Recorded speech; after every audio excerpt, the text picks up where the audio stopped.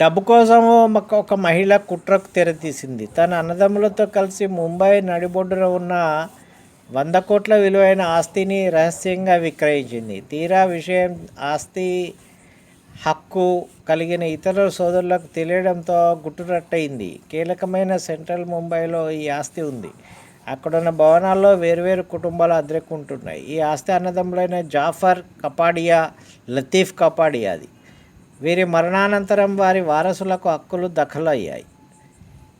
అద్దె ద్వారా వస్తున్న మొత్తం లతీఫ్ కుటుంబానికి వస్తుంది. లతీఫ్ పెద్ద కుమారుడు అజీజ్ ఆస్తి నిర్వహణ చూసుకుంటాడు.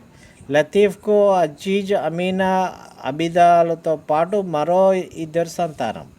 జాఫర్కు అయాజ్తో పాటు మరో 6 సంతానం. అయాజ్కు ఇటీవల తన ఉమ్మడి ఆస్తిని లతీఫ్ కుటుంబం ఒక డెవలపర్కు విక్రయించినట్టు తెలిసింది. ఆస్తికి సంబంధించి పూర్తి హక్కులు తనకే ఉన్నట్టు పత్రాలు సృష్టించి వాళ్ళు దాన్ని అమ్మినట్టు తేలింది.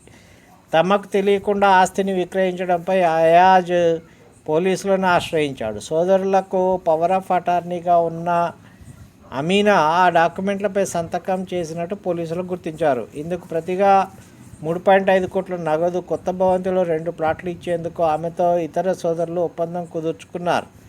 ఈ కేసులో కీలకంగా వ్యవహరించిన అబిదాను పోలీసులు అరెస్టు చేశారు. తస్మాత్ జాగ్రత్త.